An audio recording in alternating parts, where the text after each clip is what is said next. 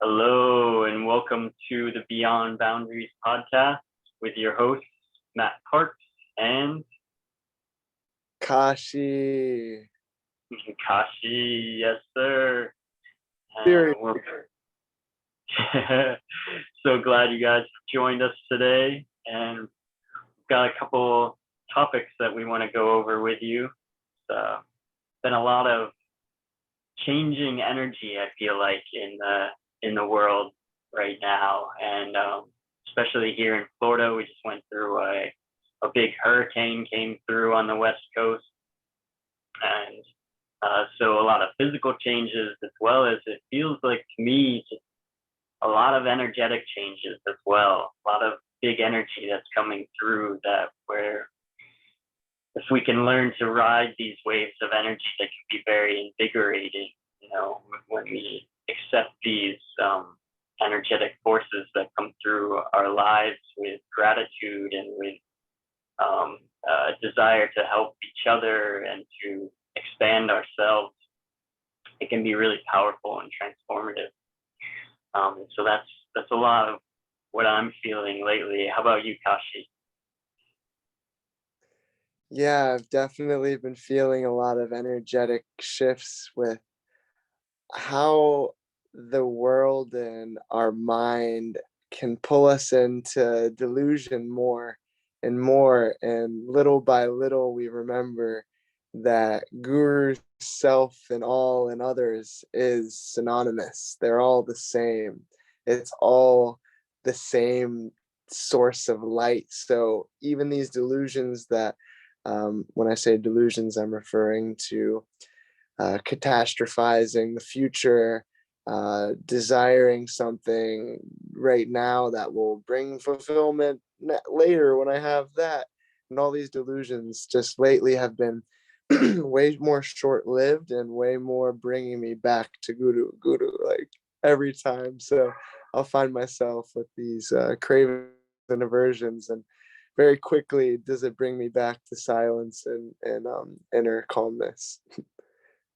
Yeah, that's a good point. The everything is guru. Like once you really discover your guru, and it's like I feel like that's a new, maybe a new thing for a lot of people, but also it's something that can be misconstrued in a lot of ways.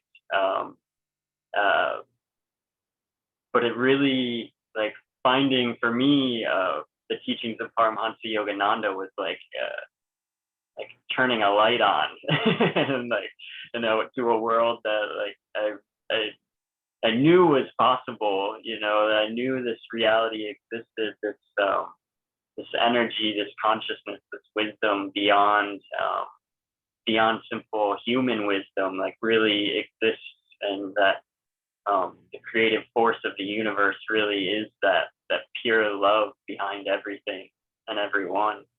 Um, so that's really what that refers to, the guru and everyone and everything, is that once you find that and it's in all of us, it's in every one of us, and it's just about really calling out to that, really desiring that experience, that connection with divine love, and then it immediately, it seems like fairly quickly, as soon as you call out to that thing, that in a deep way, it really comes through and shows itself to you.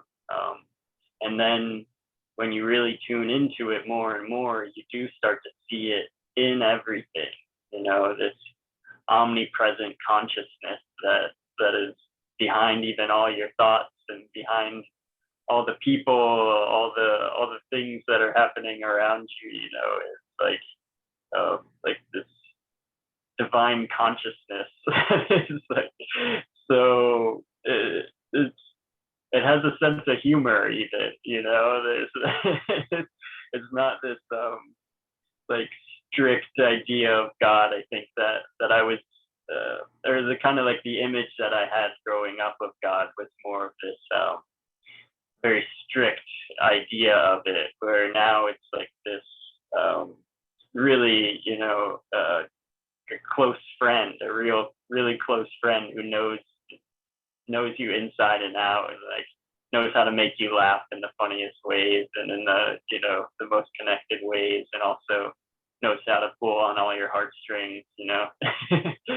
So it's like and does this through everything that comes to us in our lives, all the situations, from little things that might upset us to little things that make us really happy.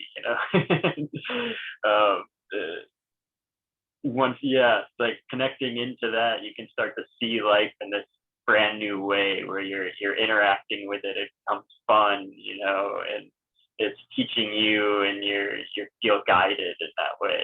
So yeah, I'm really glad that's that's where I'm feeling too. It's cool to like be on the adventure with other people who see it that way too.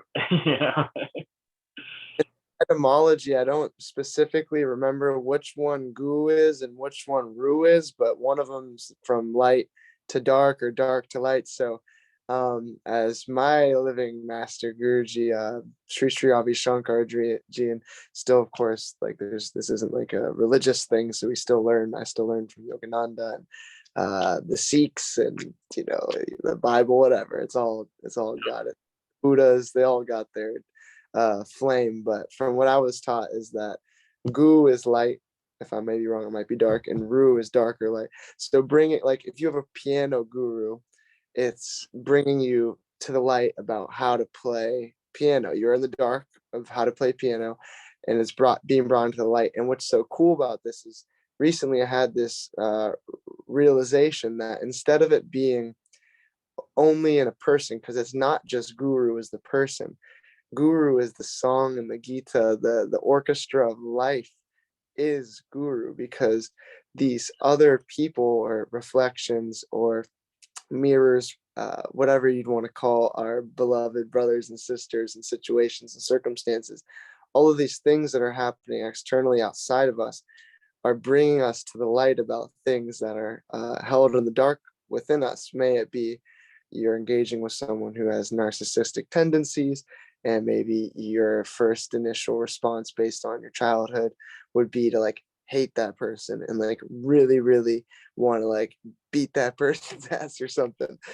But cool about it is that there's a victim behind every culprit. So every culprit has a victim just wanting love within them. So that's what the bringing you into the light is in this life, is all of these chaotic circumstances and situations, peoples and places, faces. It's all bringing you to the light about different parts of yourself.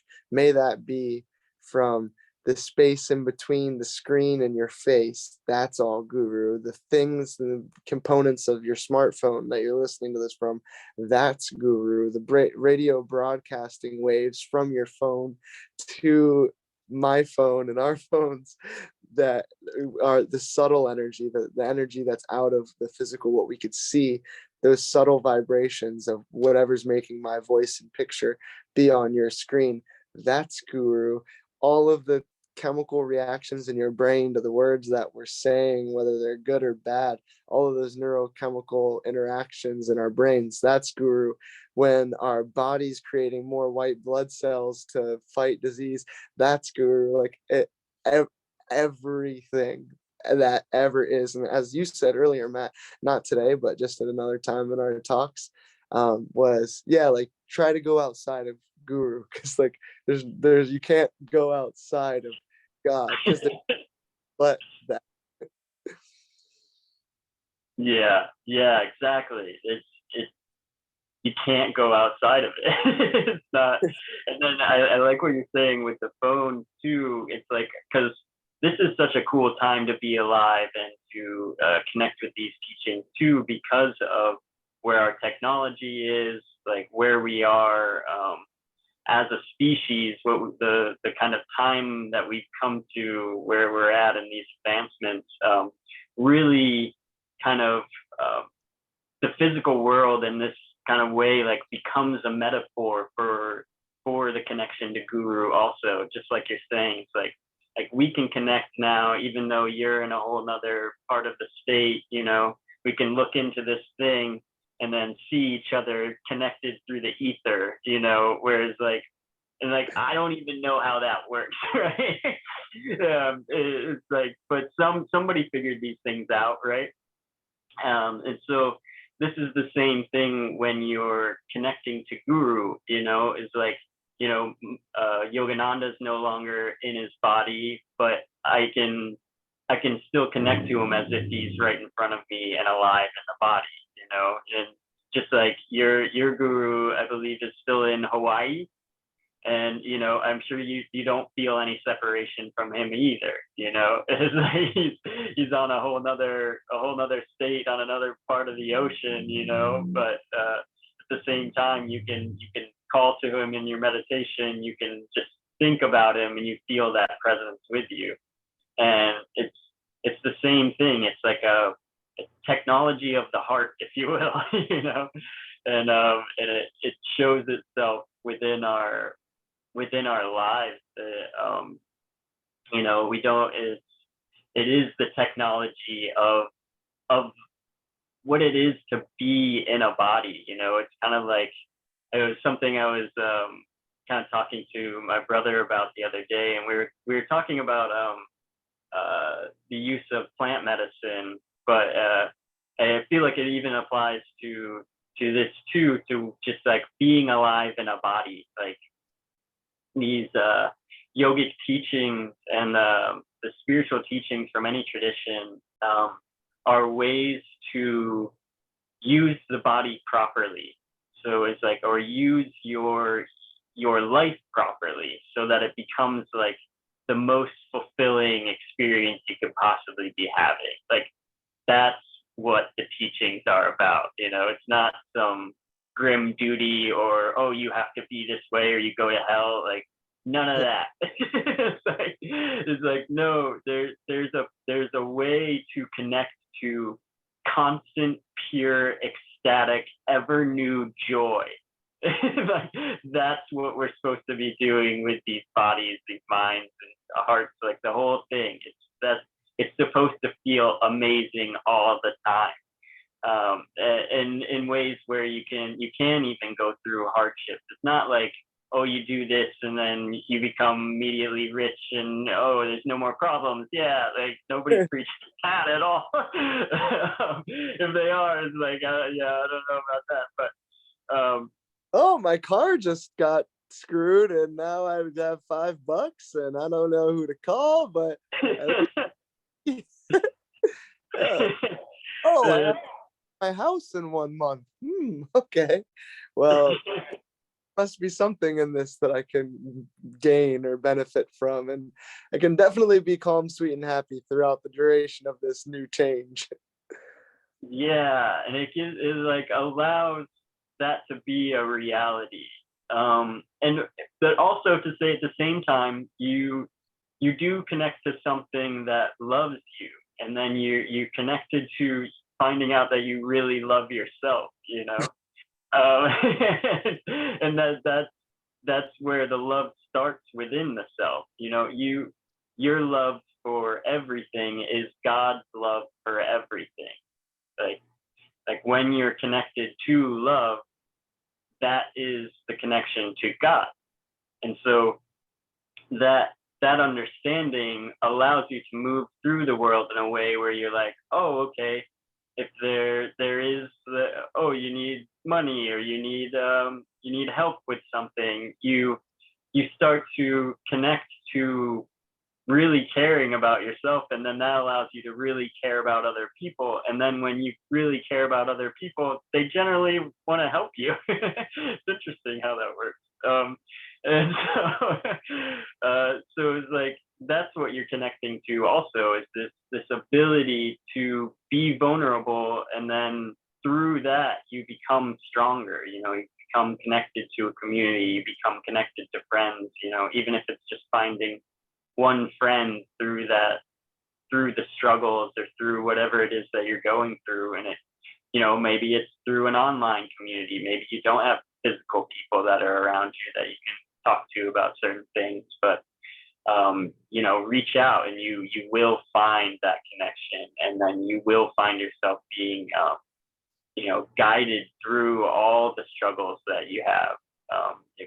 It really is possible to connect to that energy, and that energy does love you and wants to teach you and wants to give you all the things that allow you to become the best version of yourself. Like that was how maybe I had mentioned this before, but there was a talk that I was listening to recently with Swami Kriyananda, and he was saying he had just given a talk, and then after the talk, somebody's big kind of burly blue collar worker kind of guy like walked up, and he was asking him, and he's like, yeah, hey, I liked what you were saying up there, and he's like, but I've been an atheist my whole life, and what can you say that will convince me to believe in God?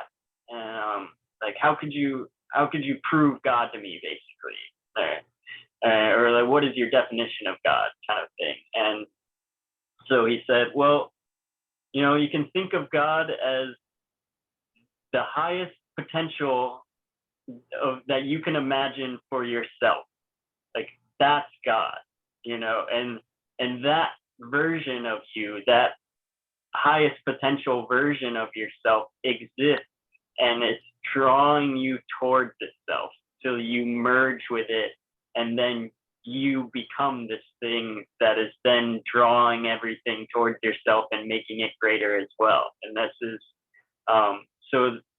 this is kind of like the journey, right? Is towards becoming an amazing, the highest version of yourself, and then drawing those other things towards you and teaching those things how to be the highest version of themselves. And that that keeps going for infinity, as far as I can tell.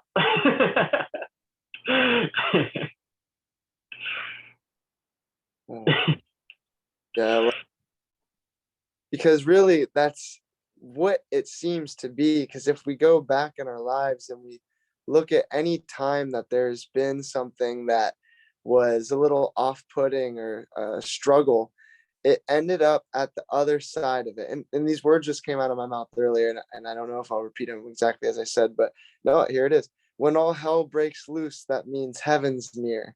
And that's like a spin-off of like concepts that I've heard before, but that came out in a discussion with somebody who randomly ended up, just last minute, I ended up posting this group chat about our weekly Tuesday meditation. I don't even know this guy.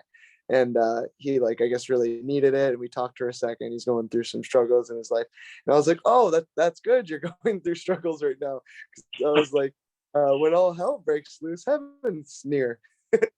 And that's God, or source, guru, whatever. That's your highest version of your infinite potential, pulling you towards it, because there's all of this bringing light to the darkness of all of these trials, tribulations, things to be contemplated. And it's always stepping you closer and closer to that inner evolution and that inner knowing that it's all gonna be okay just in this body. Because if it's okay, if the freaking weather, guys, gals, if the weather would have just fluctuated 100 degrees all the time, we'd all be dead. There'd be no food, nothing. How is things that perfect? It makes no sense, other than it makes the perfect sense. It's the perfect paradox. If we were to put the weather 100 or whatever, put the weather 100 degrees hotter everywhere all the time, all the crops would burn. There maybe 120 degrees, I don't know, but that's very small amount of degrees in the grand scheme of things, considering the sun is like gazillion fee fi fofillions of degrees of gas ball. So like, if Earth climate was 100 degrees colder all the time, 100 degrees hotter, nothing would work. Obviously God loves us. Obviously we're supposed to be here. Obviously there's some bigger thing at work that we can't fathom. But I think just that in alone, if we were to contemplate and ponder and look at that, if the weather was 100 degrees up or down, none of this would exist. That is just like a perfect evidence that there's some greater forces at work, and it is that infinite intelligence pulling you towards it. And that same infinite intelligence that's pulling you towards it, it's the same infinite intelligence that ends up giving people the intuitive ideas to somehow make it to where we can look at this box sending radio waves to see one another's face and hear those sounds, is the same exact thing. Is like we have the convenience of going, I'm wearing a hoodie inside during the pretty much summer in Florida. You know why? Because it's cold in here. Oh, how's it cold? It's hot outside. Well, somebody had the great idea to make this magic box that spins really quickly and does some weird stuff to this air. And you just go on your wall and you click a couple buttons, and now it feels like you're in Michigan in fall. It's like, what? So, like, whatever is giving the humans these ideas, whatever made Beethoven and all these amazing composers compose and orchestrate these just incredible sounds, that it's so familiar and so settling. It just settles you down into your love, into your silence inside these sounds, from music all the way to like visual arts. Like, I don't know if you know like Chris Dyer is, or there's a couple other artists that I have their Instagram, but I actually don't know their names. It is just like absolutely unfathomable to me sometimes that, like, I mean, your brother and you. So how on earth did somebody actually take a paintbrush in their brain and put that there? Like, what? So to me, that's the thing that Swami Kriyananda was saying to the atheists. That was that thing that's the highest potential of what could be in the story and dream of you. And there's this little voice always leading you towards it. And that's why people end up like you and your brother and Chris Dyer and Illuminati Congo and like Jay Clay and Pleiades. And I'd like to say even like my creative efforts, some of it's like I don't know how it happens. It just somehow I ask for guidance, I tap in, I meditate, and then next thing you know, there's some kind of beautiful expression of love that I didn't even mean to do on purpose, but it just kind of happened. And we're all capable of that, and that's within us all. And that's why these practices, and that's why these connections and community and the ability to connect to the yana, that knowledge, and actually apply and be in the knowledge, absorb yourself like a sponge with the knowledge of the Vedas, and just live and breathe that knowledge and apply it. That is the thing that will end up having these devotional outbursts of love happen, where amazing creations are made. Yeah, that was really beautifully said. And man, yeah, your ability to use words in a flow state is magic. Like pure you, pure divinity flows through when you allow that to. And it's really cool to watch and hear. And yeah, so really, really incredible stuff. And so, and it reminded me too. So I started working on this project around Saraswati. So October 2nd was a day celebrating the goddess Saraswati. And so I've been reading about the goddess and working on some artwork around that goddess. And so Saraswati is the energy of creativity. And there's in one of the Vedas, it says that, and I believe this was written in Kali Yuga, where it said that the river Saraswati had gone dry, and so it's like what Saraswati is our connection to imagination. So she is the goddess of language, creativity, of music, of timing, of all these things that we have come to understand through the use of our imagination. And when we connect to that version of ourselves, that creativity, and allow it to flow through without any sense of ownership of it, like you were saying, it's just like once you really kind of like let something flow through, and then you're just listening to yourself. You're like, oh wow, this is really great, you know. And then you're writing these raps or you're making these paintings, and you're like, oh wow, this is really cool, you know.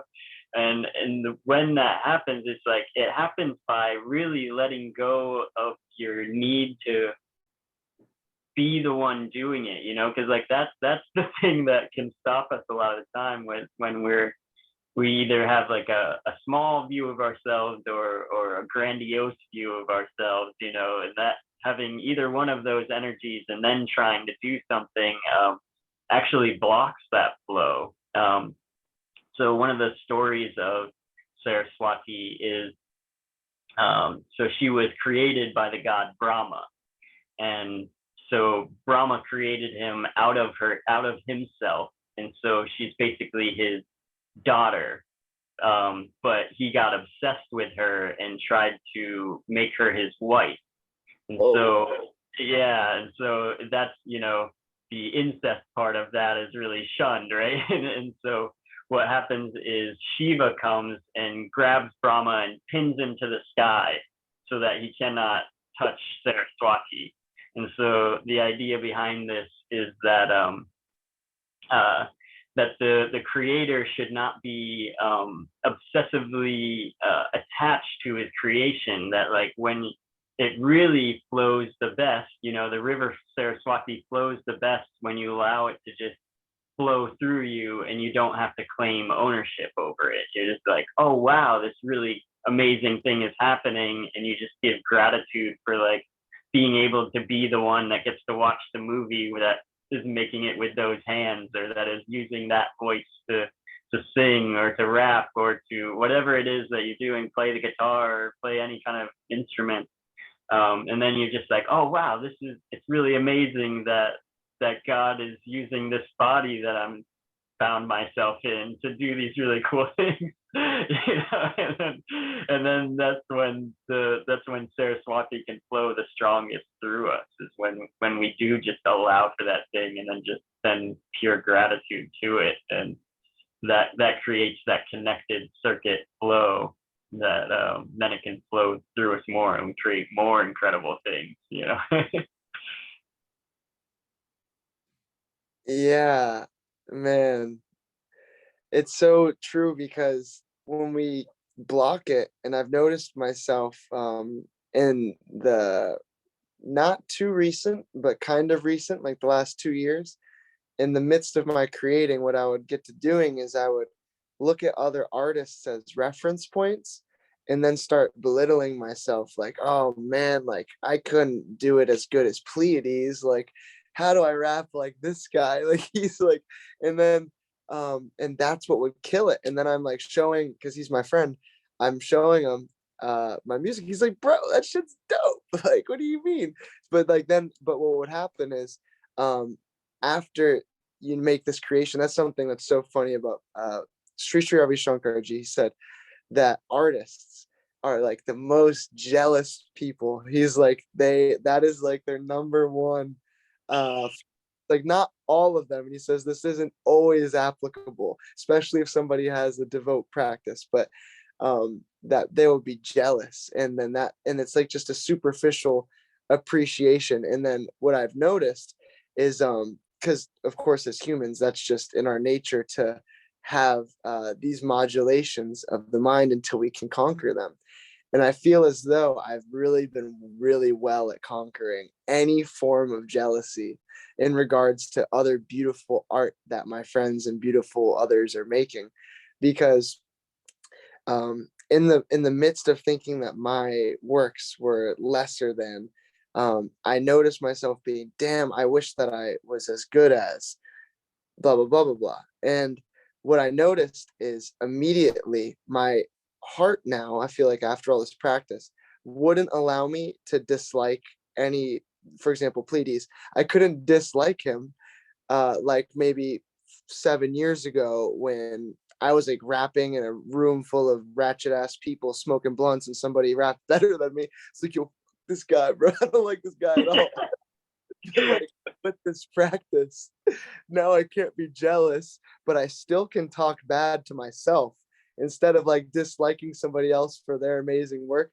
it would be the where I've now been getting so much better at is, instead of way ahead of now, like disliking anybody for being great, but now I've, even this last year and a half, have been so good about, like, if what I'm producing isn't what I would consider like great in the moment, to not let that vibration of less than, or resentment towards myself, or thinking that I'm not good enough, not letting that actually stay in my being as a feeling, because all emotions are vibrations, so not letting that vibration eat us. So the point of me saying all of this, super blunt, truthful part of who I am, um, was that the Saraswati's river now is flowing so well because that awareness. And I feel like the thing that's given me this awareness is just the knowledge, the meditation, the Kriya, to that, like this, the moment that I notice myself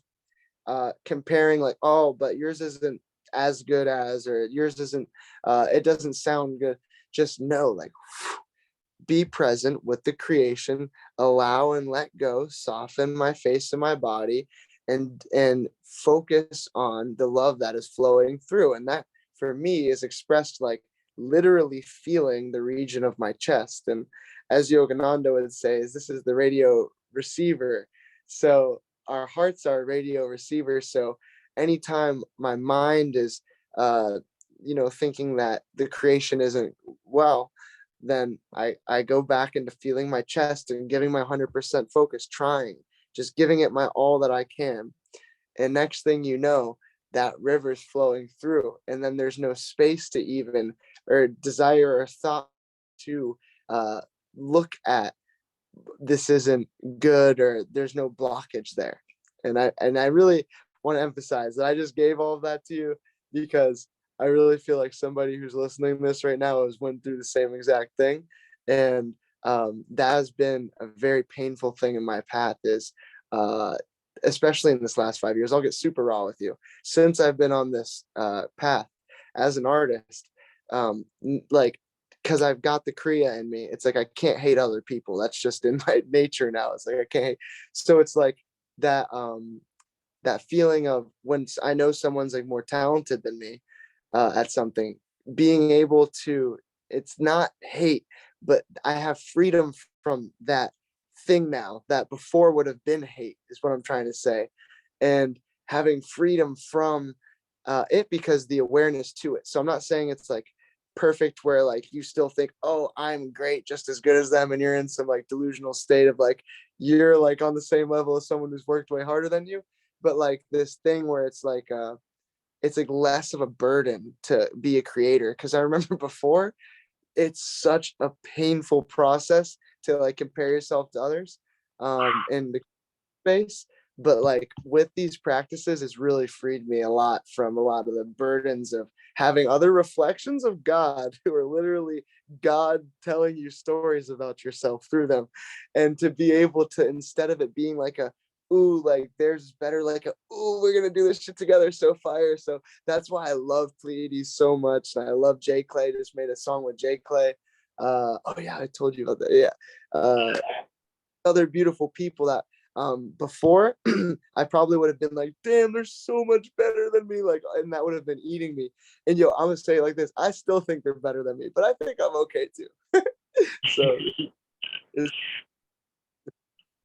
Dude, yes, that's so good, and that's such a great point to make too, about that artists and the jealousy thing that comes in, because man, that is such a dragon that can really just, like you're saying, like it'll ruin that flow connection to creativity, to the goddess, to the Saraswati that wants to flow through everything, and we all have that connection if we just kind of like move that sense of littleness out of the way, or that sense of needing to compete with everything. That was actually one of the things that it said at the end of this book, in or at the end of the chapter that was on Saraswati in this book called the Seven Secrets of the Goddess.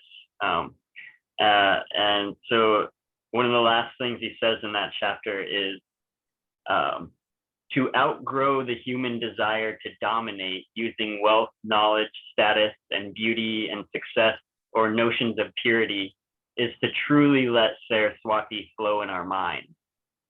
And that just like it made me so happy when I heard that. It's like, yes, like that is the thing. Like when we're no longer competing, but like you're saying, it's like when you let that part of yourself move out of the way, and then you get to this point where you're like, no, I'm just going to create because I love creating, and then when you're doing that, then whatever you're creating just gets better and better. And then, like you're saying too, then you find somebody who you like really look up to, and then they're like, oh man, what you're doing is awesome. And then you're like, yeah, I love everything you've been doing, and then you end up doing things together. Like you use that, like, you're forming together, and now this whole new thing is coming out because both of you were able to, let the river of Saraswati flow. There's no longer this competitive energy going on. It's just the flow nature of creativity, and it just wants to connect and flow more and more. And so like when we do that within ourselves, and like then that those connections happen, and that creativity really becomes more expansive and more beautiful, more just more amazing, more fun to be a part of, more fun to see and to experience in those ways. So yeah, that I really like that you brought that point up. So funny because literally while you were just saying that, like 2 seconds ago, one of Pleiades and one of the people that Pleiades introduced me to just texted me about one of our creations that we're doing together right now. So it's super late. I mean, he is in California time, but I just think that's pretty cool. Like right as we're talking about Saraswati, it's like one thing after the other, all the reflections of the creations. Yes. Oh, dude, that is so cool. And that is another thing that starts to happen too, right? When you do start connecting into these, like tuning into these energies and tuning into the flow of creativity, is just like the level of synchronicity gets so potent, so big, so yeah, where it's just like undeniably beyond anything that we could have imagined. You just have to be like, oh, okay, like this is the way it is now. Like, Right. like no human could have orchestrated these things it's something divine. Like it really kind of teaches you what that word means, what that connection really is. And it, like I said earlier, it becomes this like,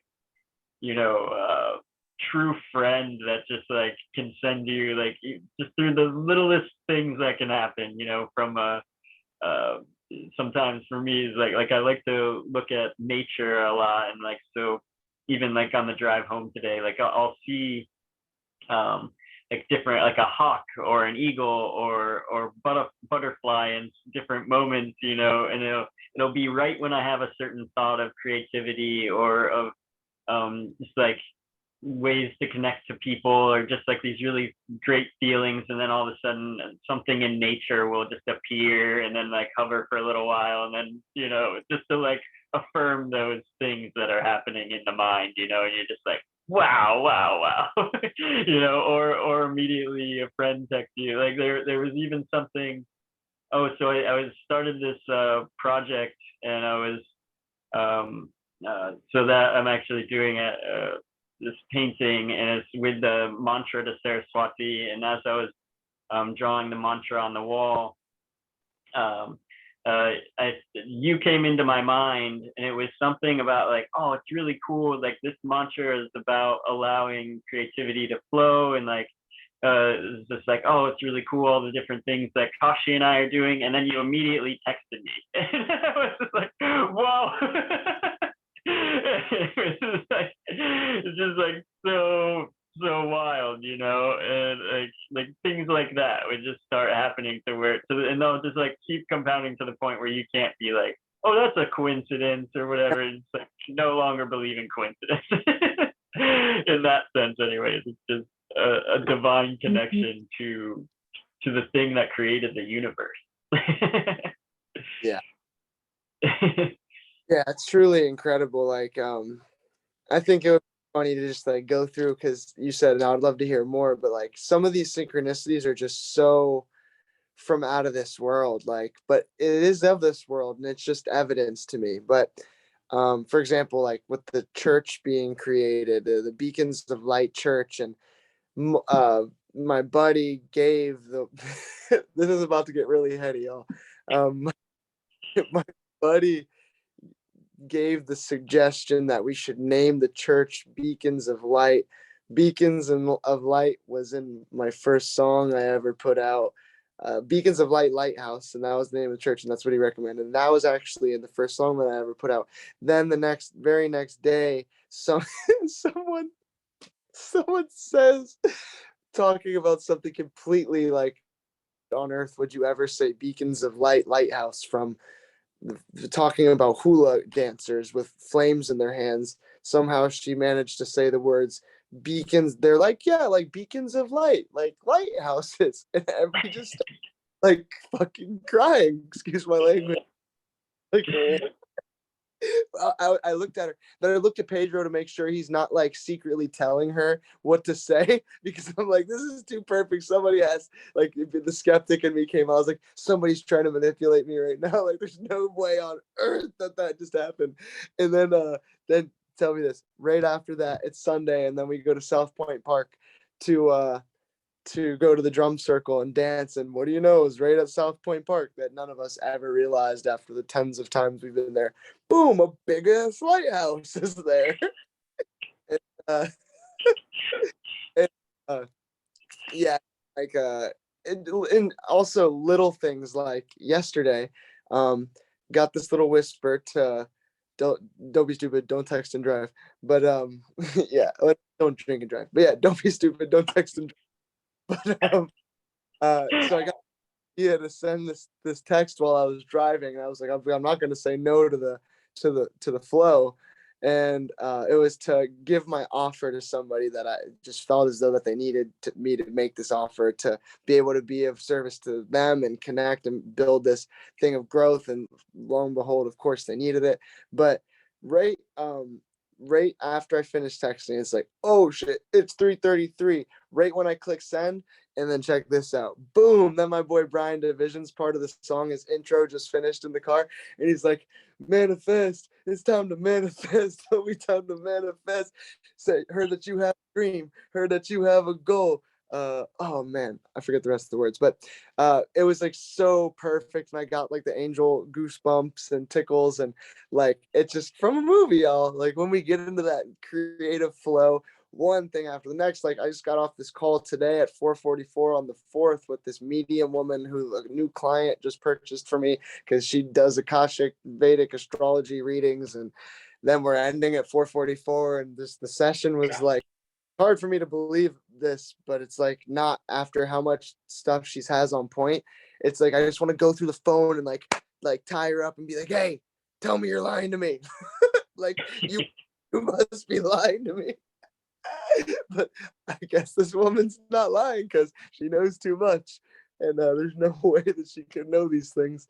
So yeah, so that just a whole bunch of excuse my like very like I'm not tying anyone up. It's just a joke, but get my point. It's like somehow some of these things are just so perfectly aligned that it's like, okay, wait, I need to settle down a little bit. Like, okay, this is real life, and this is normal, and this is okay, and things are just happening in a very weird, cool, beautiful way that's like really exciting, and like what is happening.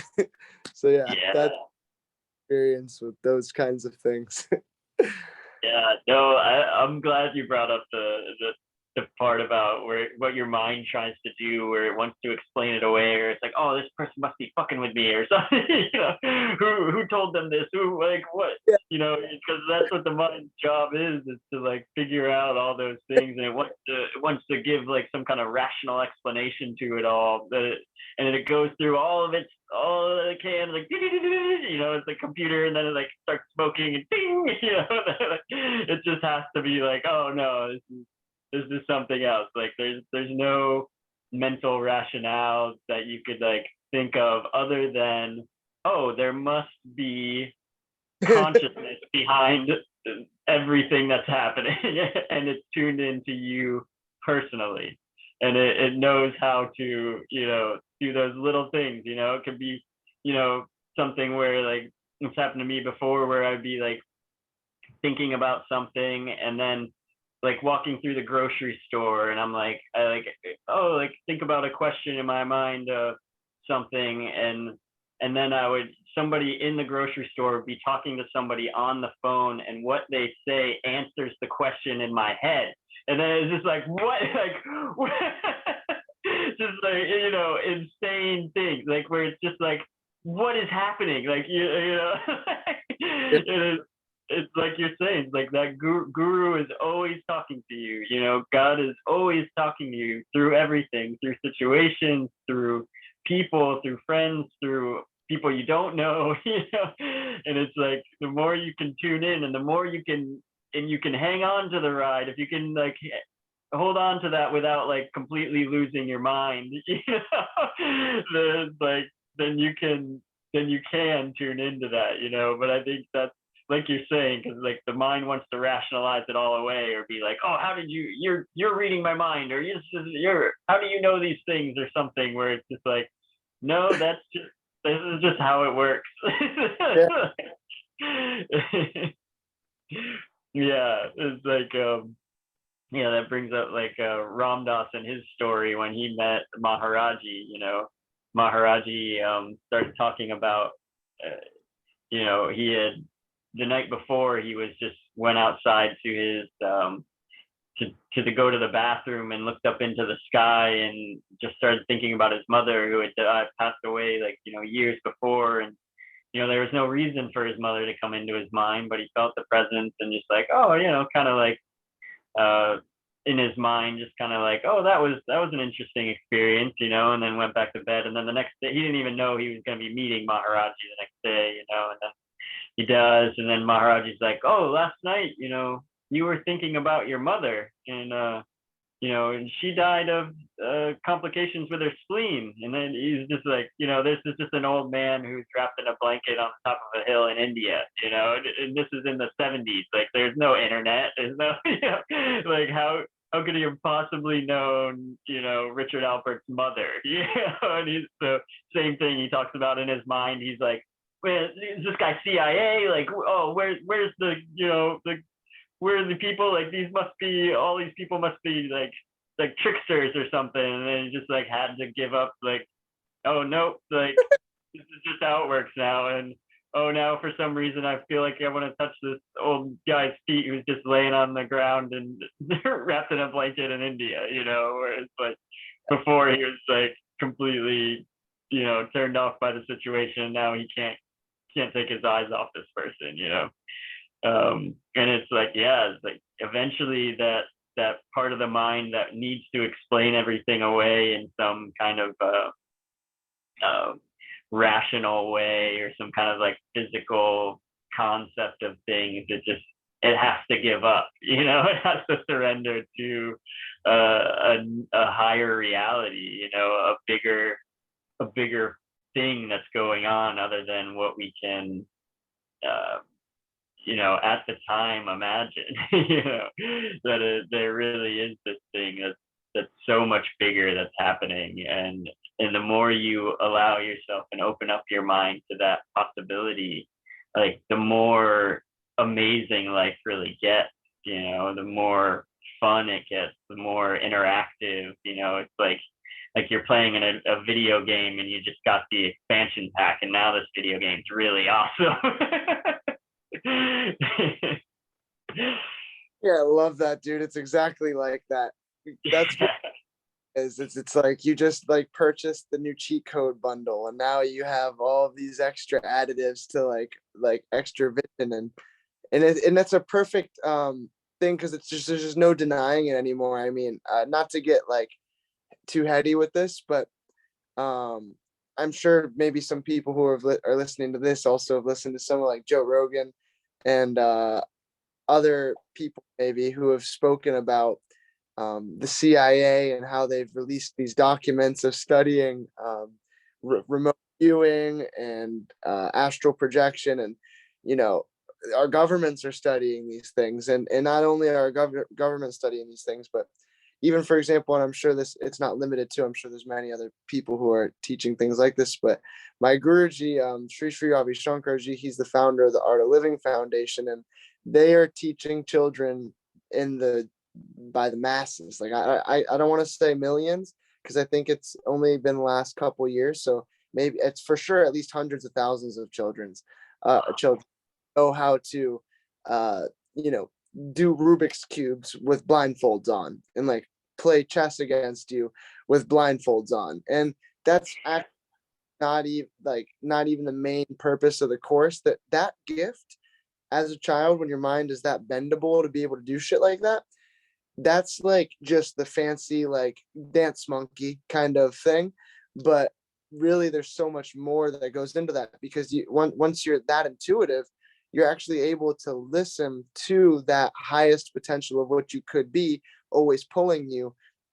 There's no separation between these children and that, because clearly if these kids are seeing through blindfolds and do it and know what color car just went into Publix when they're on the third floor of Publix, but they're remote viewing downstairs and know what kind of car just went into the door, like that looks cool on the outside, but what is that? That's actually these children's consciousness being connected so directly to the infinite intelligence that that's not the only things that comes with this power that you could show off. There's, people being able to know when something bad's going to happen, or knowing somebody else's intentions in a room who maybe has less than good ones. And so yeah, there's so many ways in which this expression of infinite intelligence shows itself, and so many ways in which it seems that people want to shut it down. The people who get paid to sell us medicine, uh, they're not favoring certain things like this, and that's why I feel like that this is what's happening on such a large scale, because there's no denying the benefits of doing quantum healing work and working with this phenomenon of infinite intelligence, working through like Joe Dispenza, Art of Living studies, Ananda Village. I'm sure there's been so much stuff that you guys have going on, like little eco villages of like humanitarian perfect. What do they call it? Like little perfect villages, or uh, Ananda Village, so like Bliss Village, basically. like what kind of community? You don't have to pay Oh, anything. so Yogananda called them World Brotherhood communities. World Brotherhood communities. Yeah. See, like there's something higher that's putting shit like that together. Like whoever, it goes back to the air conditioning, all that, like whatever's putting all that together, it's beyond what we could fathom. And sometimes it makes you want to rip your hair out and be like, this isn't real. Like those memes that you see on Instagram sometimes, maybe. And I'm sure if you're listening to this, they probably show you these memes too, which is like something along the lines of my spiritual awakening, what I thought it was and what it would be. And like, it's like one is what you thought it was. It's like somebody meditating. What it would be is the person ripping their hair out. And I'd say that's why you need a guru. But there's still some moments where you're still gonna be like, well, what the fuck? How is it? Oh, How is this? Yeah. yeah, that part. It's almost like I was actually like thinking about it today, because even it's been like past few years have been like such a tumultuous transformation, of an inner world, to really um, grasp the ideas that we're kind of talking about. And I have like just the smallest version of kind of like reaching towards it, right? Yeah, it's just like, but but still doing so, and connecting into that. And I was thinking about like kind of the early years of like where my mind was and like how it really is.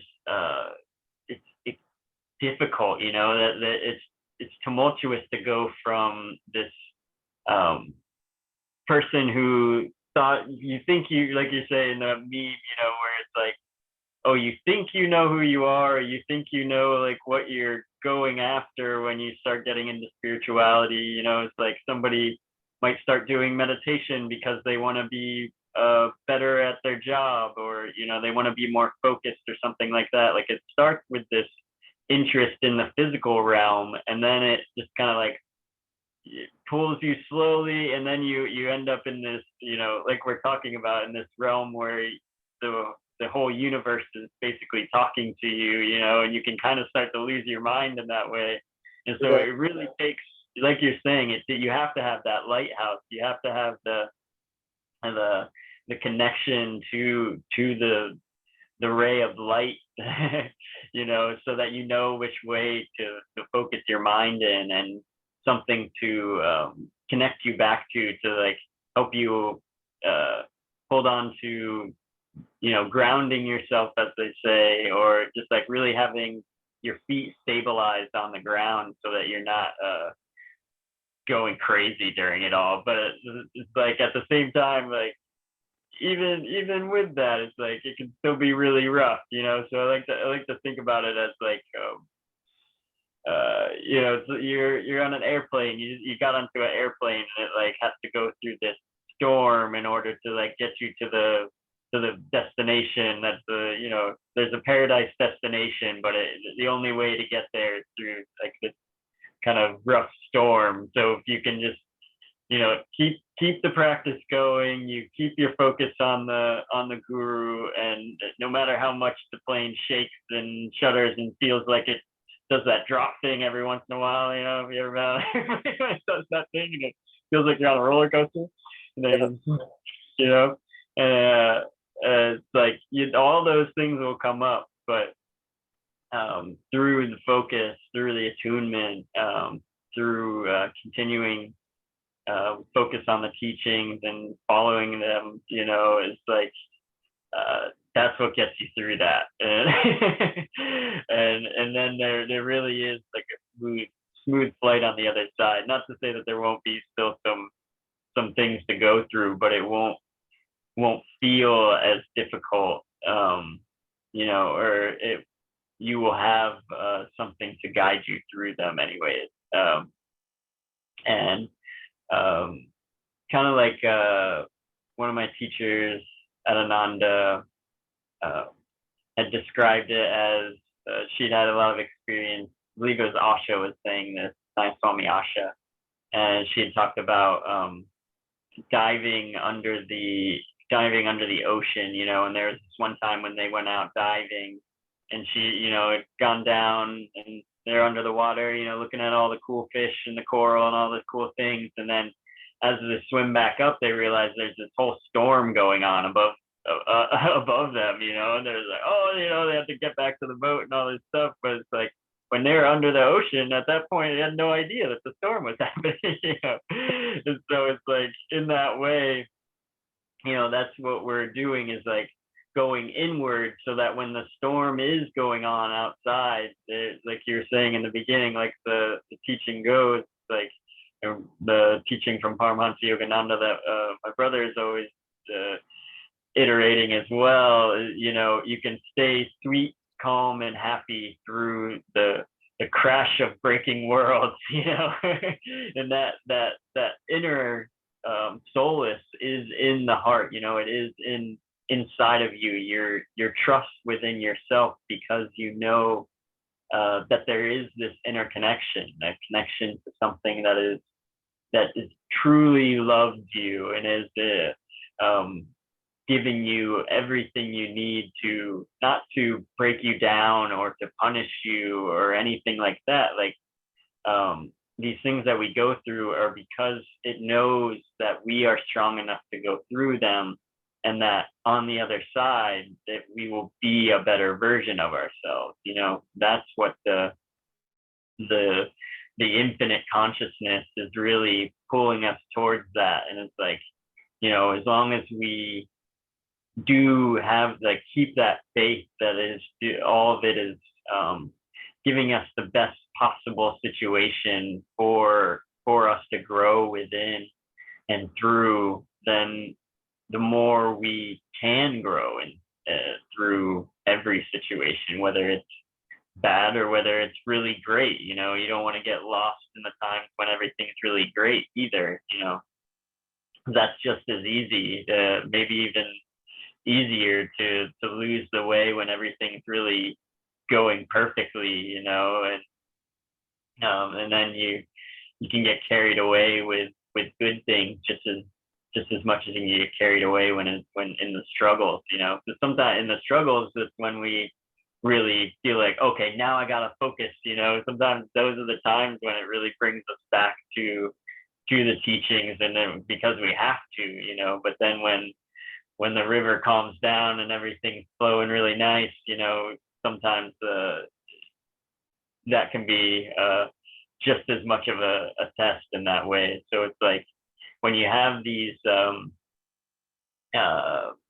something to truly focus on that really brings you back to um, having that inner calmness, where whether things are really easy or whether things are difficult, that you have an inner connection to true calmness, true happiness, and then no matter what is happening, you're just calm, sweet, and happy.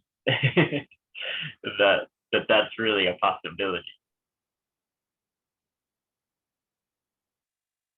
Yeah, it really is a possibility, and it's definitely a practice. And to be practicing something that's so significant in all of our lives, because we all are faced with a very similar, well, actually identical predicament. Every single person that could ever have ears to hear this words, they experience varying degrees of emotional happiness and sadness and all of the varieties of that. And to be able to, by habit, by technique, by practice, habituate becoming in a state of tranquility and on a newer, now neuroscientifically backed uh, concept of getting into a parasympathetic state and staying there using various techniques. And that's what the ancients were really speaking about a lot of the times with yoga, the union of the body, breath, and mind.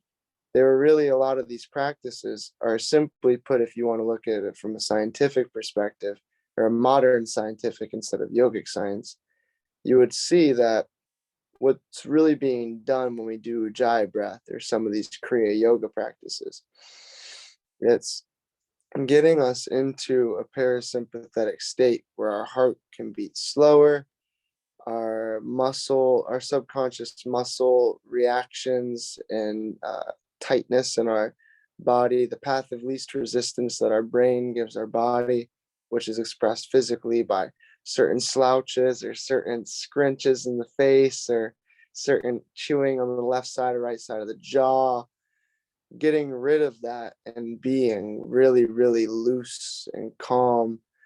And that is the thing, that there's nothing like it to practice. Like, we can practice fighting and then you can be good at doing jumping knees and putting somebody out in a UFC fight, and that's badass. And then you could be like a professional skater or a professional baseball player, a good writer, a good rapper, a good painter, and all of these things are great. But in the end, if we're not able to regulate our own inner being and have a practice to be able to, no matter, say, for example, for me, my fighting is gone and my knees are hurt, like, then am I able to still be feeling full and happy, and like life is very much so worth living, and not in a state of major resistance, and able to be able to experience calmness and joy?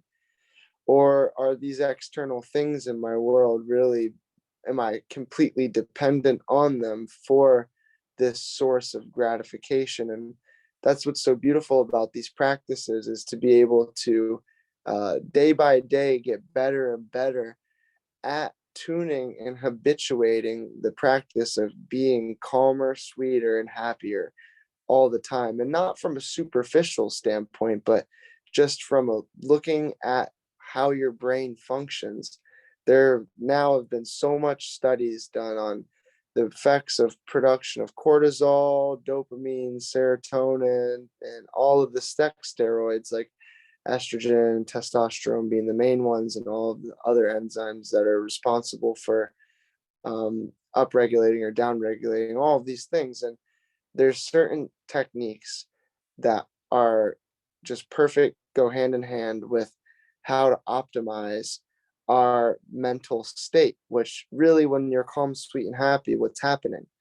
Well, what's happening, your brain is producing certain chemicals. So when these certain chemicals are being produced, it's not just by chance. It's by the circadian rhythms. It's by the doshas, kapha, pitta, and vata, and the modulating gunas, tamas, rajas, and sattva, are always all of these different aspects of our being, always interchanging and shifting. But that's why we have these techniques and practices, because just like the boxer or fighter who hurts his knees and now he can't fight, and now he's just sitting there all pissed off, like, it'd been really nice for that guy to be able to have been tuning his being and really practicing something that's so valuable. It's priceless. It's the kind of thing that you couldn't express with words, but you can just point to it, what it feels like to have that inner freedom.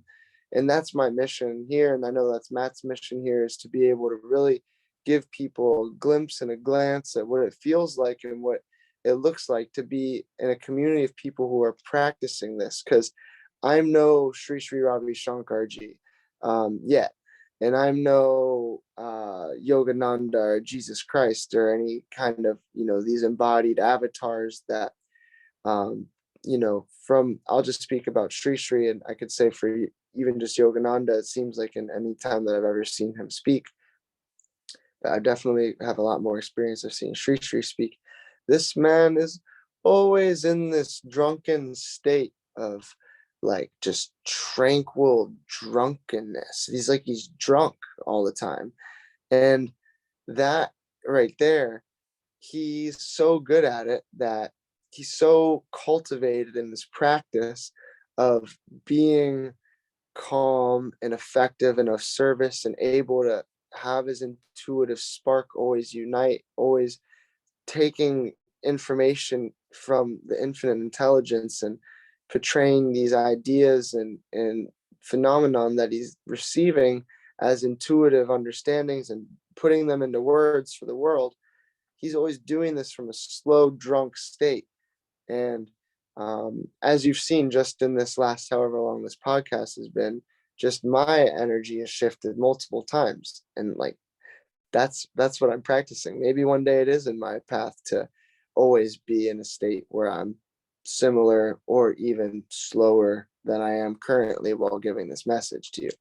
But there's definitely something to that, slowing down so much that even on brain scanners and modern technology, they can show what is happening in your brain and in your body, and all of these good chemicals are being produced. So there's no sport, there's no creative effort, there's no anything that's as valuable, just in my opinion, as being able to cultivate that for oneself.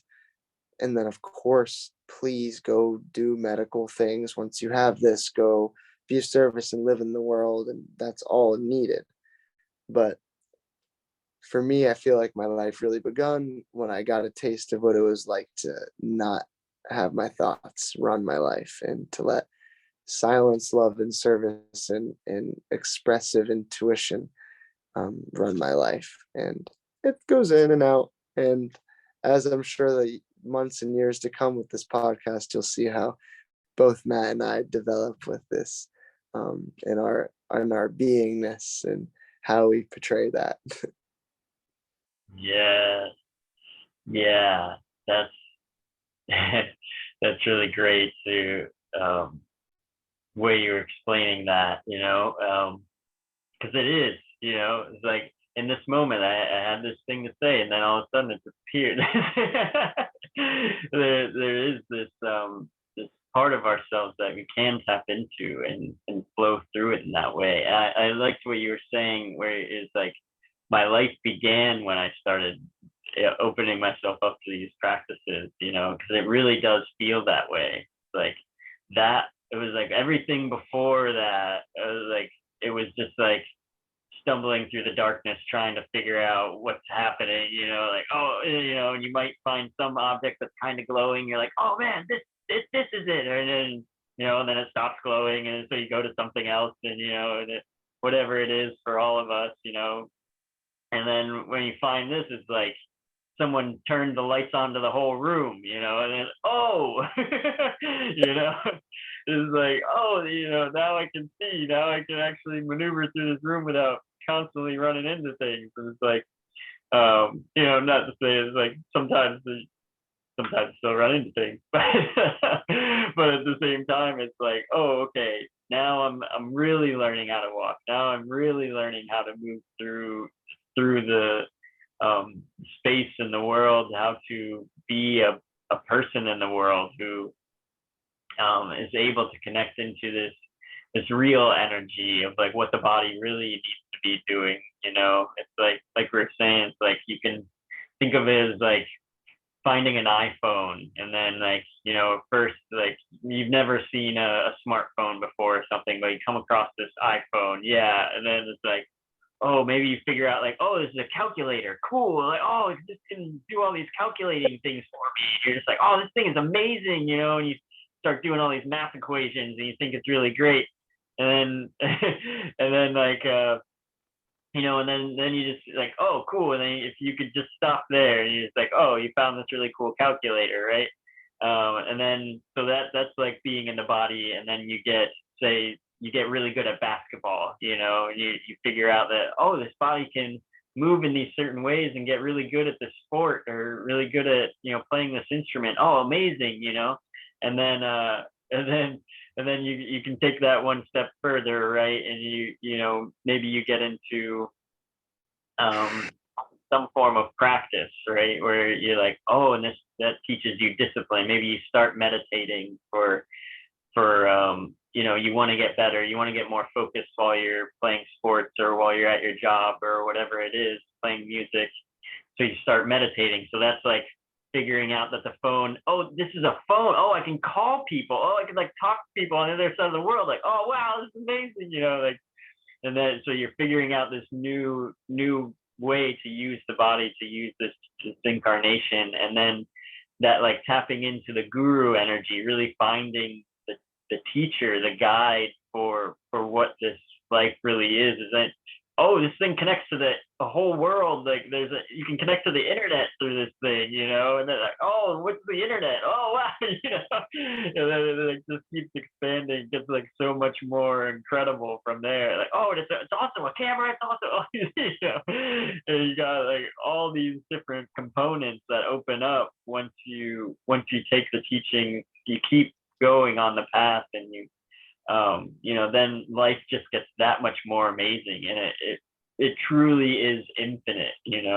like even in Autobiography of a Yogi, when Sri Yukteswar is talking to Yogananda, and there's a part where he says, the physical plane hangs like a little basket on the giant plane, on the on the giant balloon of the astral realm.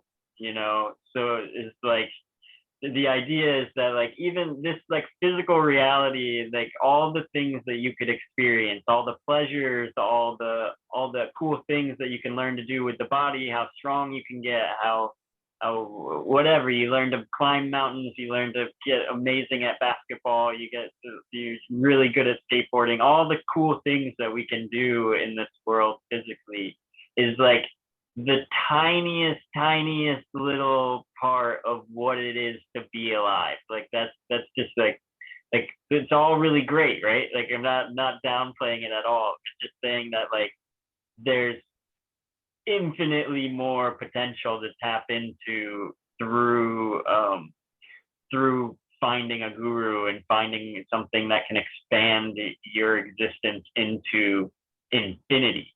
And it's like the most ecstatic you've ever felt, like multiply that times infinity.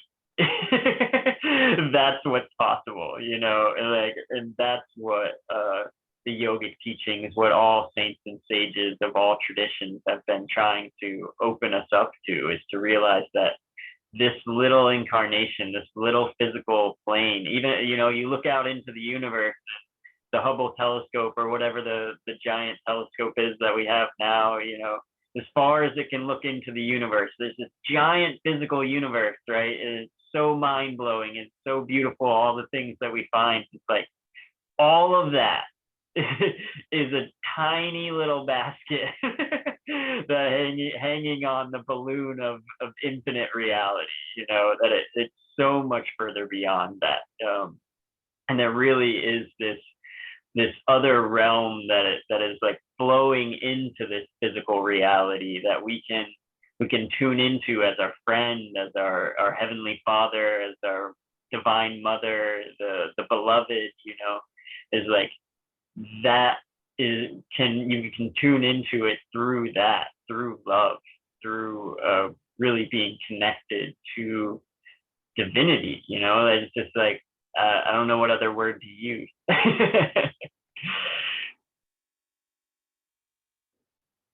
But it is that, and it is real, and it is infinite, and it really does expand our experience of being alive. Uh, yeah, I guess that's all I'm trying to say. Hmm. How does that resonate? Yeah, I like just a little bit. And yeah, like in the basket seems so significant and so real. And it is real and we give it significance and that's cool. But there's a whole damn balloon that we don't know anything about yet. And Right. yeah, yeah. So this basket's pretty cool and all, but like desiring the balloon. Oh, this is something that Yogananda's spoken on, is the desiring God or desiring the balloon, desiring that thing that's not found here. It's a memory of a higher state of being, um, the infinite. That is the desire that the Heavenly Father, the Divine Mother, likes in someone aspiring to know more, and who gets the most blessings. And I think this actually kind of goes along with the karma talk. I think you had a passage that you wanted to read about karma, and it's like that. There's no action higher than seeking infinity, and um, yeah, and karma means action. Karma is not. Uh, we can get into that. What about? Do you want to read the passage? Yeah, that's a really great kind of segue into this. So, um, this is the book, The Essence of Self-Realization, compiled by Swami Kriyananda. This is the teaching, recordings, teachings by Paramhansa Yogananda. And so earlier, before we started this talk, I picked out this book and opened it up to this page, and I feel like it really connects to a lot of what we're talking about here. And so here, this is on working out karma, is this chapter. And he says, quote from Paramhansa Yogananda, in India, there has been much too much emphasis on karma.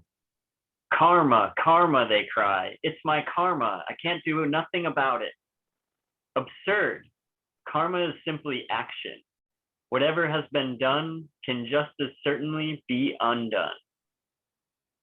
And then he goes on to say, Americans have, to a much greater extent than in India, the consciousness that everything is possible. If it can be done, I've heard many people say here, we will do it.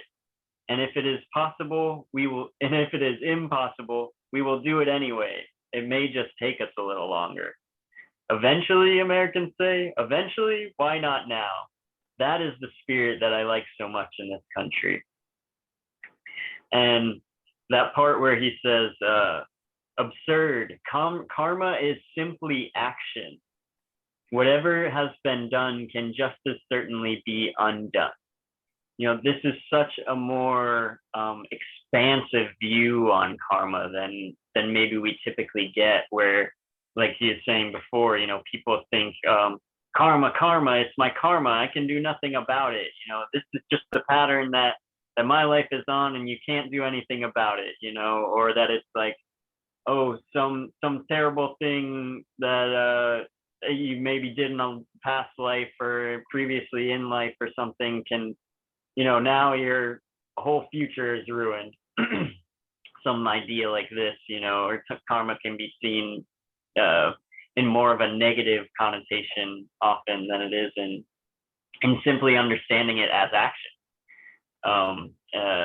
And then each action we can take towards creating the reality that we do want, you know. This is possible through activity, through physical, mental, spiritual attunement and activity. You just reorient yourself in the direction you do want to go. Like if you were, say, climbing a mountain and you were on a path, and then you eventually found yourself walking in another direction, you know, you don't have to be like, oh, now I have to keep walking in this direction, and it looks like it's going off this waterfall into the, you know, you're gonna fall off the cliff or something. It's like, no, you wouldn't just keep walking that same direction. You would just go, oh, okay.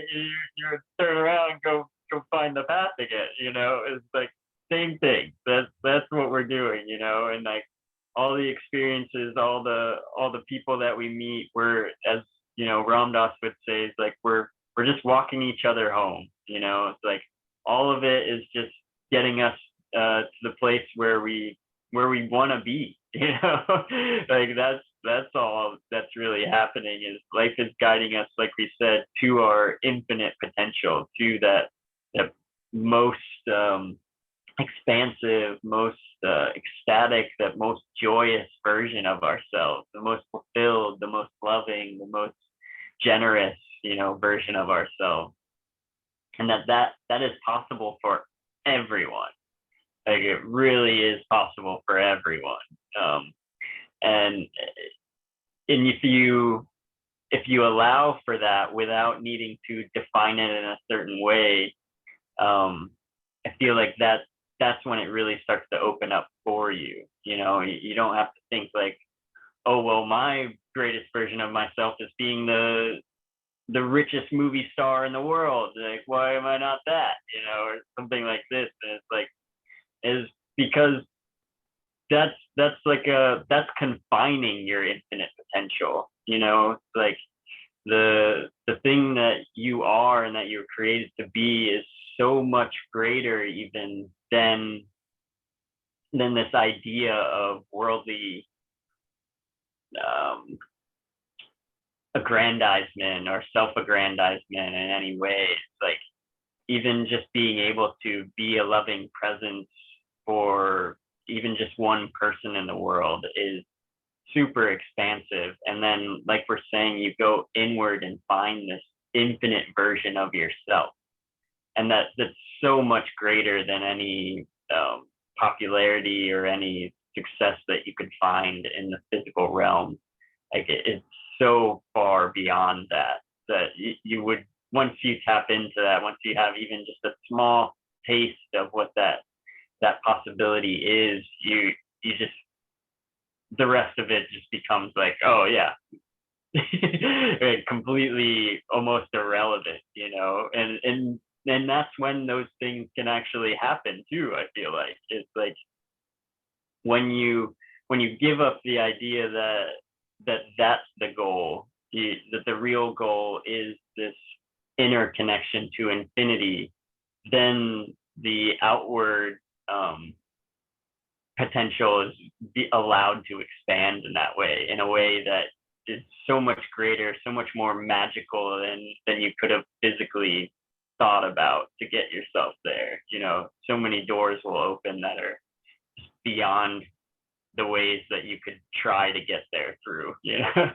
Doors you didn't even know existed start to open up, and you can walk through them in ways that um, so much more, in much more flowing ways, much more attuned ways with who you truly are. Um, and that is the dharma, is to find out what that is for yourself. That there is this path of your life that already exists, and once you flow with it, um, then life starts working. You start working with life, and it all can flow together with you, rather than some kind of fight against things you maybe don't like or do like. You're more just, oh, this is growth. This is infinite potential. Is working with an expanded higher reality.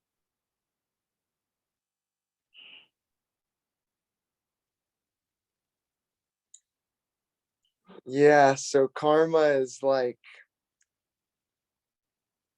action. So action is like everything, whether you are the actor or the acted upon, that is action. So all of existence as we know it in this physical realm is its infinite ego, its infinite placebo effect, because karma is the placebo effect.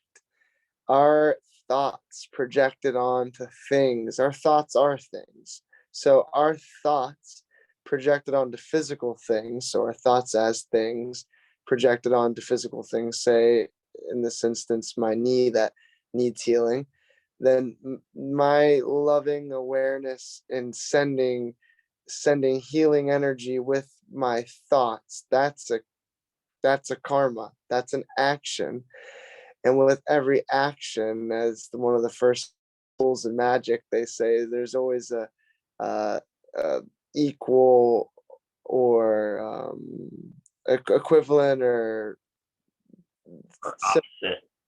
opposite, yeah, or opposite reaction. So um, yeah, so karma is not just, oh, I stole things when I was a kid, so now I'm doomed or I'm gonna go to hell. It's like, oh, she has bad karma because she didn't treat her kids well. Like, it's not like that. And the sages, what they would say, is beyond my understanding, because I've heard Swami Kriyananda and even Sri Ravi Shankarji talk about karma in ways where it's like, I can't fathom some of that, how karma from past lives works and how that can transfer into this life. And that's beyond my level of understanding at this point in this vessel. But what I do feel as though I've experienced directly, and I could say, because I like speaking from an experiential place, and I'm a skeptic when it comes to things that I haven't had some form of experiencing the nature of what's being discussed. I feel as though karma is our thoughts. It is our everything that's ever been said from us,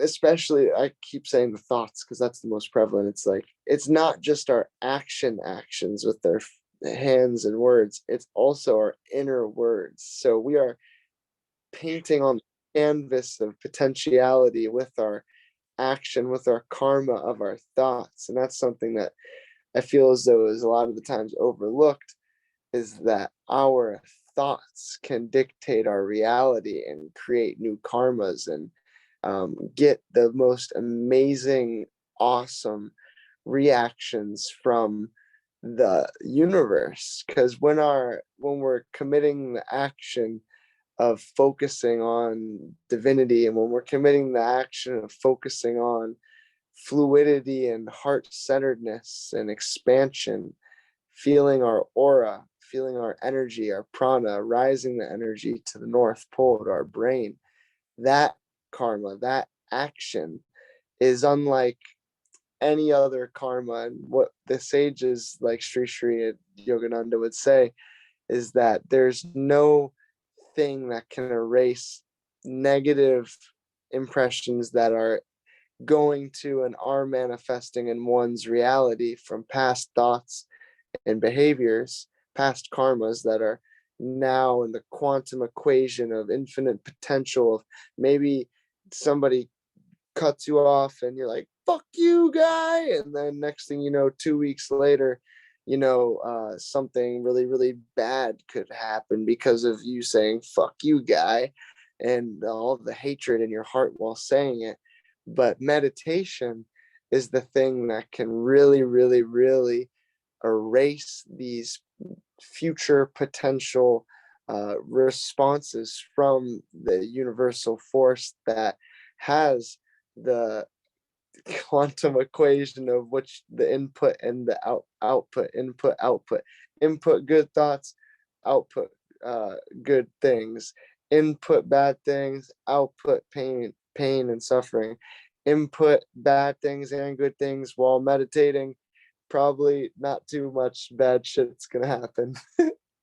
So yeah, that's been my understanding of karma, is really creating my own karma in this life, and being free from karma as well, from past karma, and knowing that there's just now, and there's just now, and there's just now, and now I'm focusing on how that I can heal myself and love my surroundings more now.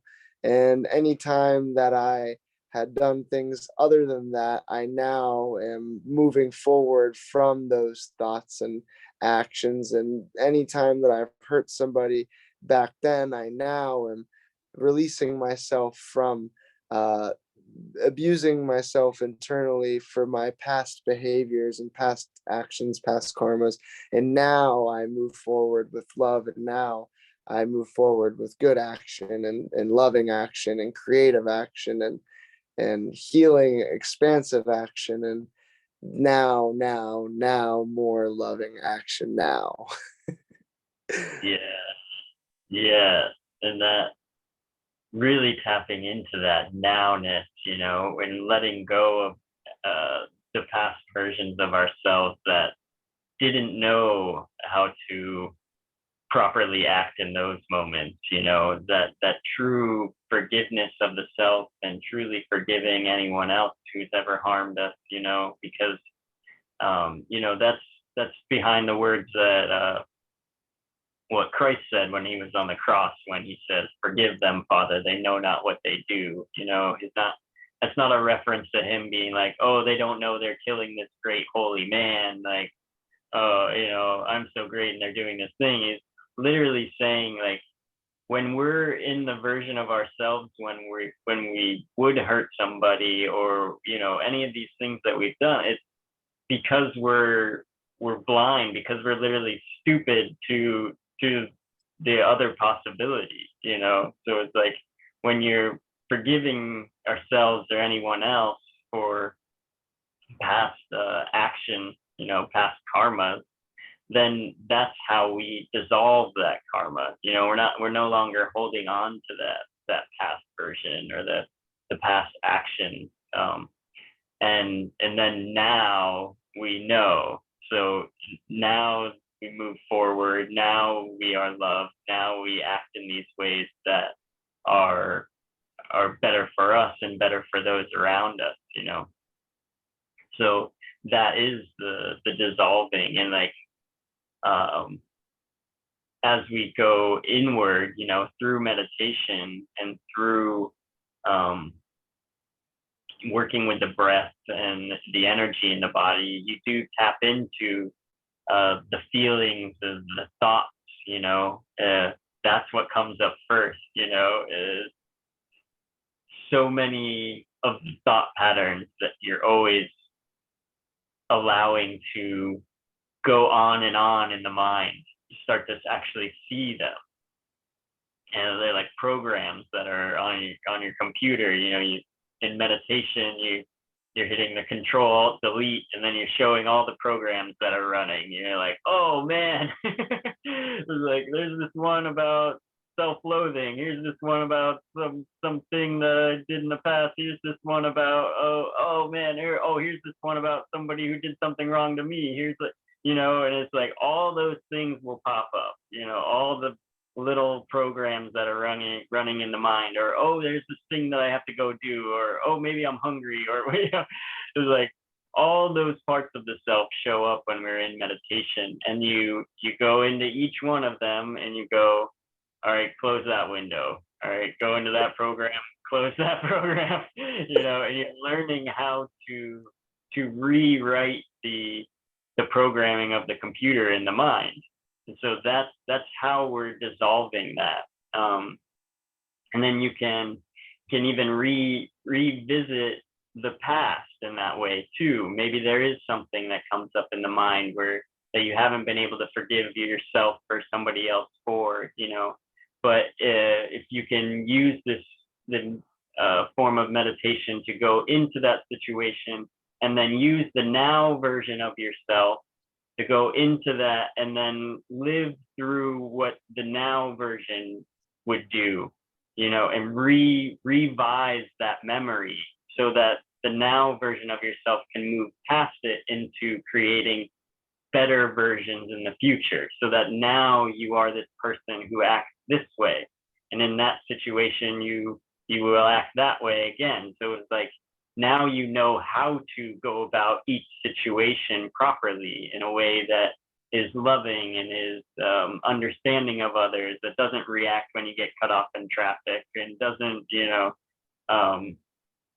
just like whatever it may be, something that upsets you no longer has this immediate anger reaction, but now it has this ability to grow. It's like maybe inwardly still do have that feeling. Maybe the thing still comes up and you want to be angry when the person cuts you off, but now you don't immediately react and you just see that. And then eventually the person cuts you off and you're just like, this actually brings me to a practice and an understanding that I started seeing. So I started seeing all of life as being working for me to protect me. And then so like same thing, I used to get upset in traffic, and then one day somebody cut me off in traffic, and then we both had to like stop at this light, and then somebody ran the light, like right in front of us, whereas if we had both gone through, like one of us would have been hit by this car kind of thing, and you start to see like, oh wait, that was actually some kind of orchestrated plan, if you start to look at life in this way, that actually did that on purpose so that you wouldn't be in a terrible situation, and you can start to look at life in that way, as it really is directing and caring about you and doing the best thing for you. Then you're no longer reacting in the negative way. You're learning to trust yourself and the world around you in a way that is more loving, less reactive, can be calm, and not seeing yourself as a victim or just without being upset about what's happening, but rather seeing a way that you can act in a new way, a new version of yourself in every moment, constantly revising, constantly seeing yourself as able to take on any situation with a calm, loving presence.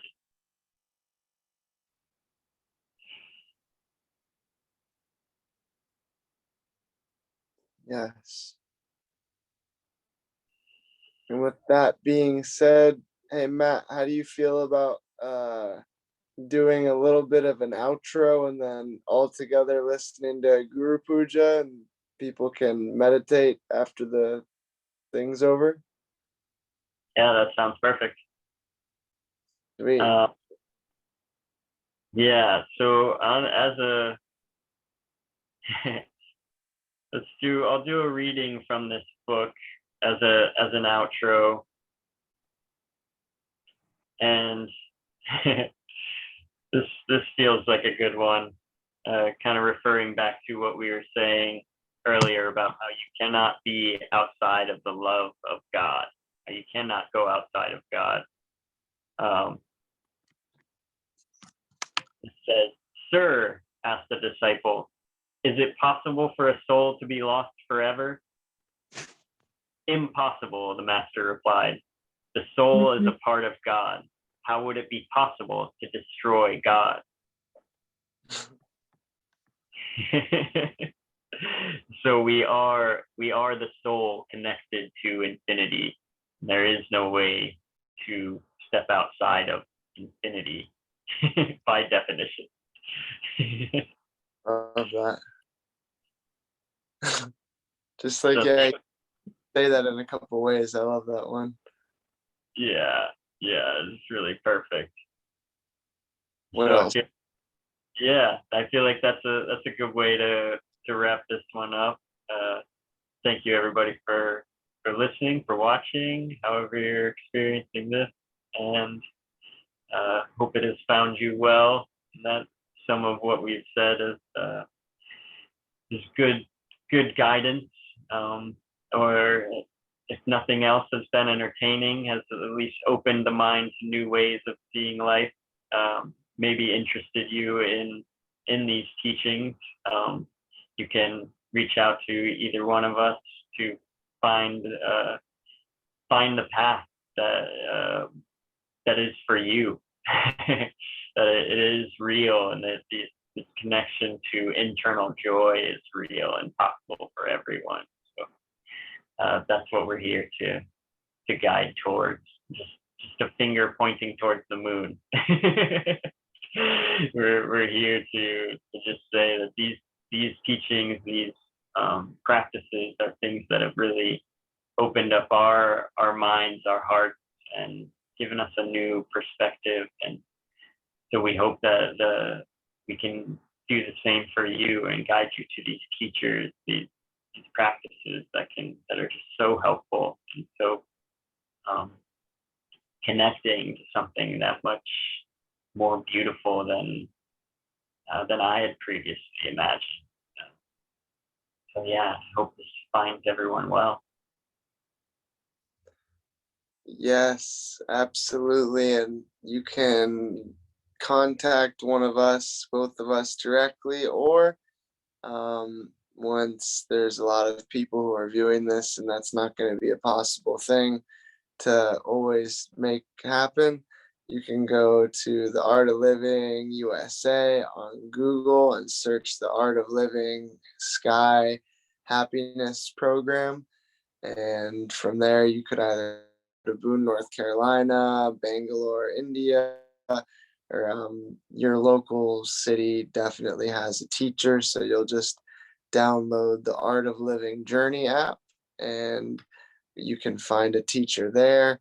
If you're into the Sri Sri Ravi Shankar lineage, which will be able to just suggest that you go and listen to some cool YouTube videos. Just search Paramahamsa Yogananda on Google, search on YouTube, search Sri Sri Ravi Shankar on YouTube, listen to their videos, listen to them speak, and soon you'll, kind of come to a determination. Doesn't really matter in the end because whatever kriya or breathing you do, it's really all coming from the same place, which is, infinite intelligence moving through man to activate the fellow man. So, yeah, and I hope that you get a little bit of the vibration from that intelligence right now from this ancient chant that is a just paying respects and dues to,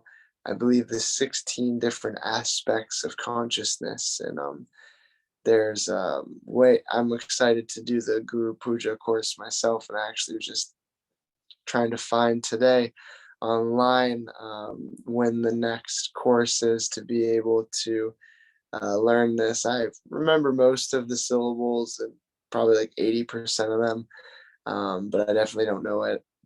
Much of it means word for word, and I definitely don't know how to effectively pronounce each one of these syllables. But these syllables you're about to hear, the Sanskrit mantras, 8 minute mantra that has been recited for millennia from different traditions and lineages. This isn't just like Sri Sri's Guru Puja. This is like all Guru Puja. This is, yeah, I think it goes across the board of many different teachers use this ancient chant. So if everybody will, and thank you, Matt, so much for doing this with us and me, this together so much, and super excited to keep doing it.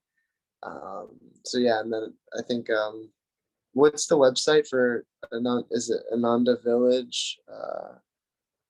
So ananda.org is the website that you can find the Path to Kriya teachings online. You can take all the classes online. And there's, yeah, same, like so many different classes too that you can take in a YouTube channel. If you search Ananda Worldwide on YouTube, they have tons of videos, talks, and classes and things that you can take through YouTube just for free as well. And also a meditation app. If you search Ananda Meditation, there's a free app with hours and hours of guided meditations. And also you can build your own custom meditation with different bells and prayers and things like that. It's something that's really great that I use a lot as well. So yeah, that's all the access points for the teaching from Paramhansa Yogananda as well. Sweet. Awesome. Mm-hmm. Without any further ado, how do we feel to do this Guru Puja? And then we're going to end this call with silence so is able to meditate after as long as they would like. And yeah, so we will sit comfortably and easily with our spine erect, cheeks relaxed, all the muscles in our face relaxed, maybe even a very subtle, gentle smile. With our eyes closed, a deep breath in, breathe out.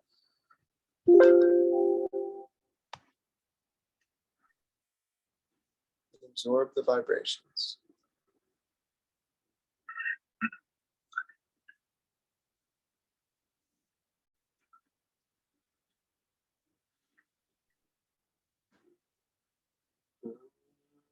Shri Gurubhyo Namaha Harihi Om. Om Apavitra Pavitro Va Sarvavasthangato Viva Yasmare Pundari Kaksham Sabhya Bhyantara Shuchi Avahanam Narayanam Padmabhavam Vasishtam Shaktim Cha Tatputra Parasharam Cha Yasam Shukam Gaudapadam Mahantam Govinda Yogi Ramadhasya Shisham Shri Shankaracharya Mathasya Padmapadan Jahastavarakam Shisham Tikakaram Asmadu Santataman Usmi Shruti Smriti Purana Alayam Karunamaya Namami Bhagavan Padam Shankaram Loka Shankaram Shankaram Shankaracharya Keshavam Badarayanam Sutrabhashya Kritau Vande Bhagavantau Punah Punah Yadvare Nikhilani Nimpaparishad Siddhim Vidhatte Nisham Srimad Sri Lasitam Jagat Guru Padam Atma Triptim Gata Lokajnana Payoda Patana Guram Shri Shankaram Sharmanam Brahmananda Saraswati Gurvaram Yayami Jyotirmayam Vahanam Samarpayami Shri Guru Charana Kamalebhyo Asanam Samarpayami Shri Guru Charana Kamalebhyo Samarpayami Shri Guru Charana Kamalebhyo Vastam Samarpayami Shri Guru Charana Kamalebhyo Namah Chandanam Samarpayami Shri Guru Charana Kamalebhyo Namah Akshatan Samarpayami Shri Guru Charana Kamalebhyo Pushpam Samarpayami Shri Guru Charana Kamalebhyo Namah Dhupam Samarpayami Shri Guru Charana Kamalebhyo Namah Deepam Samarpayami Shri Guru Charana Kamalebhyo Namah Achavanyam Samarpayami Shri Guru Charana Kamalebhyo Naivedyam Samarpayami Shri Guru Charana Kamalebhyo Achavanyam Samarpayami Shri Guru Charana Kamalebhyo Puram Samarpayami Shri Guru Charana Kamalebhyo Shri Phalam Samarpayami Shri Guru Charana Kamalebhyo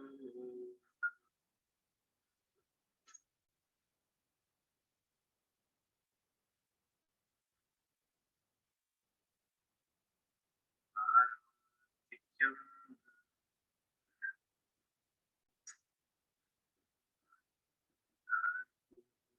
Gauram Karunavataram Sansara Saram Bhujagetraharam Sada Vasantam Hridayarvinde Bhavani Sahitam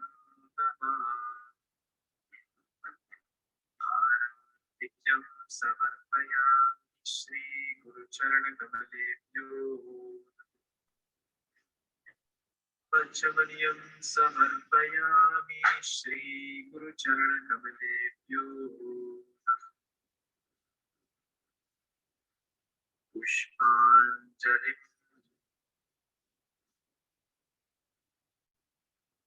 Guru Brahma Guru Vishnu Gurudevo Maheshwaraha Guru Sakshat Parabrahma Tasmai Shri Gurave Namah Akhanda Mandala Dharam Vyaptam Yena चराचरं तत्पदं दर्शितं येन तस्मै श्रीगुरवे नमः।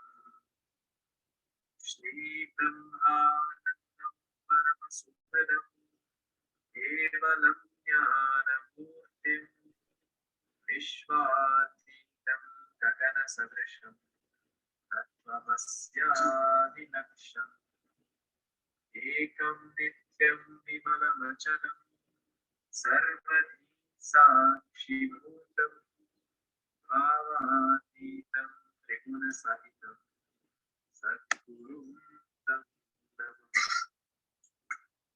अज्ञानतिमिरान्धस्य ज्ञानाञ्जनशलाकया चक्षुरुन्मिलितं येन तस्मै श्रीगुरवे नमः। पुष्पाञ्जलिं समर्पयामि श्री गुरुचरणकमलेभ्यो